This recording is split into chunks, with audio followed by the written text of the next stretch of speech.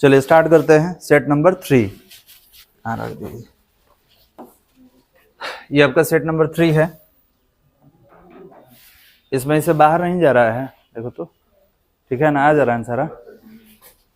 क्या हो गया है, जुमा और बाहर करें, ठीक है। चलो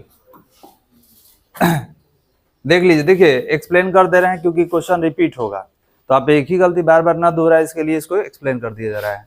अगर body charge then its mass, तो याद रखेंगे बॉडी आप चार्ज किए हैं तो नेचर नहीं डिफाइन है कि आपने पॉजिटिव चार्ज किया है कि नेगेटिव।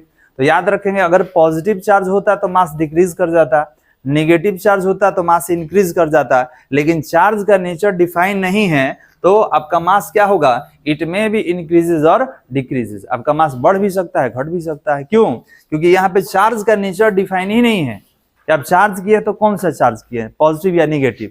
तो याद रखेंगे its mass will be increases और डिक्रीजेज। इंक्रीज कब होता है, जब बॉडी निगेटिव चार्ज हो जाए। डिक्रीज कब होता है, जब बॉडी पॉजिटिव चार्ज हो जाए।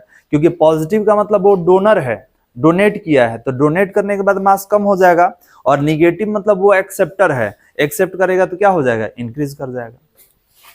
चलिए नेक्स्ट क्वेश्चन नंबर 2 करा है कि two capacitors are joined in series which having capacitance C then equivalent capacitance. आपको दो के लिए डायरेक्ट वाला फॉर्मूला बताए हैं कि C1 into C2 upon C1 plus C2। तो आप C into C upon C plus C तो कितना हुआ, C square upon 2C, C cancel, कितना C अपॉन 2, ठीक है, कितना होगा C अपॉन 2। तो option number 3 is the right answer. कोई दिक्कत वाला यहां तक? चलिए नेक्स्ट करा dimensional formula of electric potential. बताइए क्या होगा, what is the dimensional formula of electric potential? बताओ जी, तुम बताओ कौन सा होगा? D number 3, ml square T inverse 3 A inverse 1। चलिए इसको चेक कर लेंगे। अगर पोटेंशियल पूछा जाए, नहीं जानते हैं, नहीं याद है, निकाल लीजिए। क्या होगा, work done upon charge. Work done क्या होता है, ml square T inverse 2, charge का क्या होता है 80, ऊपर कीजिए कितना है ml square T inverse 3 A inverse 1। खोज लीजिए इसमें कौन है, कौन है ml square T inverse 3 A inverse 1। Option number 3 is the right answer. Clear है बालक? याद रहेगा तो बेहतर है, याद कर ले तो बेहतर है। चलिए नेक्स्ट कह रहा है कि a charge sphere which having radius 10 centimetre then find the electric field intensity if Q equal to 1 microcoulomb. Charge sphere है, रेडियस दे दिया है, आपको क्या निकालना है, इलेक्ट्रिक फील्ड इंटेंसिटी निकालना है। बताइए कैसे निकालें, कैसे निकाला जाए इलेक्ट्रिक फील्ड इंटेंसिटी? तो 1/4 pi epsilon not Q upon R square, किसी के लिए निकालिए 1/4 pi epsilon not Q upon R square. तो देखिए ना दिया हुआ है E इक्वल टू यहाँ लिख दे रहे हैं कितना, 1/4 pi epsilon not Q upon R square, यही होता है ना। अब इसका वैल्यू तो आप जानते ही हैं कितना होता है, 9 इंटू 10⁻⁹ होता है। चार्ज देखिए 1 माइक्रोकूलम है तो माइक्रो को हटा दीजिए, और डिस्टेंस कितना है 10 सेंटीमीटर, सेंटीमीटर को मीटर में बदल लीजिए। तो ध्यान देंगे डिस्टेंस को 10 सेंटीमीटर है, मीटर में बदलिएगा तो कितना होगा, 100 से डिवाइड कर लेंगे तो 0 0 कैंसिल, 10 इनवर्स 1 हो गया, और स्क्वायर कीजिएगा तो 10 इनवर्स 1 इंटू 10 इनवर्स 1।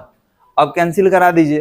तो आपने बोला कि सर ये दोनों ऊपर जाके तो 11 हो जाएगा, 9 है, ये जाएगा तो 10, ये जाएगा तो 11।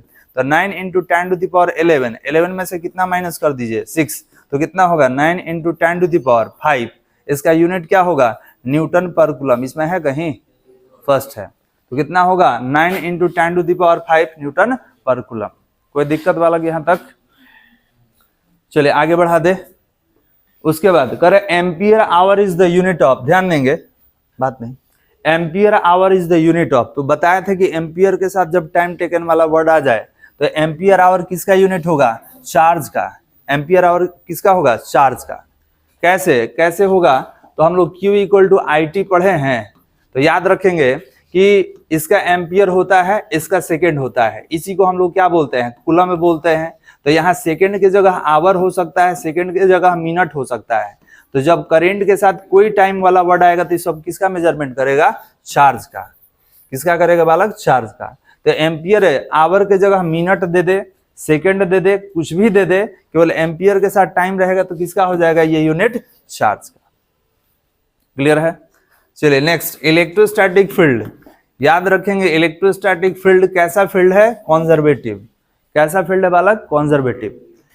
उसके बाद छूट गया क्या जी कोनो, हाँ बताइएगा छूटेगा तो। कैपेसिटेंस का बताइए कौन होगा जी, तुम बताओ। First m inverse 1 l inverse 2 t का पावर 4 a स्क्वायर। कैपेसिटेंस पढ़े हैं q इक्वल टू सी भी, तो c इक्वल टू कितना q अपॉन v। निकाल भी सकते हैं चार्ज के at, अभी इसका v वाला निकाले थे, रख के निकाल लीजिएगा कितना m inverse 1 l inverse 2 t का पावर 4 a स्क्वायर। 6 हो गया, 7 हो गया, कौन सा बच गया बालक। चलिए 8 नंबर में आते हैं। Electric potential due to dipole on equatorial position. Equatorial position पर क्या होता है, तो याद होगा आपको एक्सियल पर निकाले थे, तो एक्सियल पर अगर पोटेंशियल निकालिएगा तो 1/4πε0 और p अपॉन r स्क्वायर। और याद रखिएगा इक्वेटोरियल पर, ये डाइपोल के लिए निकाल रहे हैं ना जी, याद रखिएगा डाइपोल के लिए निकाल रहे हैं, तो डाइपोल के लिए निकालिएगा तो पोटेंशियल क्या हो जाएगा, 0। क्लियर है। चलिए next, unit of permittivity. Unit of permittivity आप बताइए बालक कौन सा होगा, A number. Coulomb square newton inverse 1 metre inverse 2। एक और होता है, एक और बताइए तो, फैराड पर मीटर। चलिए करे if a capacitor is charge at 100 volt and stored energy of 1 joule then capacitance. देखिए वोल्टेज दे दिया, आई बोल दिया कि इतना एनर्जी स्टोर करते हैं, तो क्या बताना है, कैपेसिटेंस बताना है।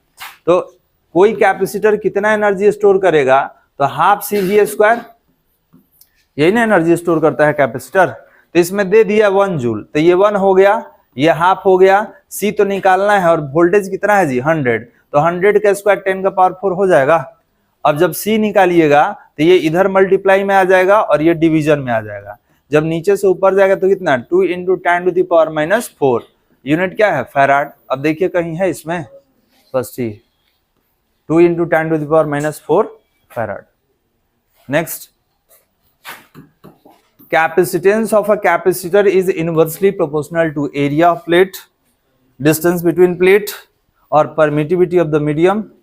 कौन होगा, तो सुन लीजिए प्लेट है ना, कौन है यहाँ पे, capacitance of capacitor is inversely proportional to, तो ध्यान देंगे C equal to ε0 into εr into a upon d। तो ई सब के साथ तो प्रोपोर्शनल का रिलेशन है, और यहाँ किसका पूछ रहा है, इनवर्सली। इनवर्सली किसके साथ होता है, यहाँ पे नीचे, तो ये डिस्टेंस बिटवीन 2 प्लेट्स है। ये क्या आपको साथ पढ़ाए थे कंपाउंड के लिए, सिंगल मीडियम के लिए, कंपाउंड के लिए। तो ये दोनों के साथ कौन सा रिलेशन दिख रहा है, इनवर्सली प्रोपोर्शनल का। तो ये कौन है, ये है डिस्टेंस बिटवीन द प्लेट्स। बाकी सबके साथ प्रोपोर्शनल का रिलेशन होता है। चलिए next, direction of dipole moment. Dipole moment का डायरेक्शन बताइए। डाइपोल मोमेंट का डायरेक्शन नेगेटिव टू पॉजिटिव। कौन सा होगा, नेगेटिव टू, ऑप्शन नंबर 2। चलिए 30 नंबर करा है कि when capacitors are joined in parallel then what will be constant.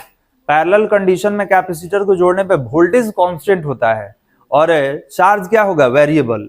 तो क्या करेगा कि व्हाट विल बी कांस्टेंट, क्या कांस्टेंट रहता है, तो वोल्टेज कांस्टेंट रहता है। ठीक है, सीरीज में क्या कांस्टेंट रहता है, चार्ज कांस्टेंट रहता है, वोल्टेज डिफरेंट हो जाता है। Van de Graaff generator is used to produce, क्या प्रोड्यूस करता है, मिलियंस ऑफ वोल्टेज। चलिए epsilon nought value, epsilon nought का वैल्यू बताइए सब में कौन है, बोलो जी, तुम बोलो बालक कौन है एप्सिलॉन नॉट का वैल्यू। 3 नंबर सही है, 8.85 × 10⁻⁻12 फैराड पर metre. Coulomb square newton inverse 1 metre inverse 2, अभी ऊपर आया था। चलिए नेक्स्ट, अगला question, which of the following is vector. आप बताइए इसमें कौन वेक्टर है, इलेक्ट्रिक फील्ड इंटेंसिटी, सारा का सारा स्केलर है। Electric field intensity is a vector quantity. अच्छा, इलेक्ट्रिक फील्ड इंटेंसिटी का डायरेक्शन कहाँ होता है, along the direction of force. बहुत अच्छा, इसका यूनिट क्या होता है इलेक्ट्रिक फील्ड इंटेंसिटी का। चलिए ठीक, अगला क्वेश्चन आप बताइएगा, when a body get negatively charge then its mass. अगर कोई बॉडी नेगेटिवली चार्ज है तो उसका मास क्या होगा, नेगेटिवली चार्ज बॉडी का मास इंक्रीज करता है, डिक्रीज करता है, कांस्टेंट रहता है, नॉन ऑफ दिस। अभी ना बताए हैं, नेगेटिवली मतलब ये एक्सेप्टर है, इलेक्ट्रॉन एक्सेप्ट किया है, तो एक्सेप्ट करने पे क्या आपका मास क्या होगा, इंक्रीज। डोनर आता तो पॉजिटिव, पॉजिटिव का मास क्या करेगा, डिक्रीज करेगा। चलिए next, surface density of charge का यूनिट बताइए। तो surface density of charge sigma, charge per unit area, तो इसका कूलम, इसका मीटर स्क्वायर, तो कितना कूलम पर मीटर स्क्वायर। Option number 2।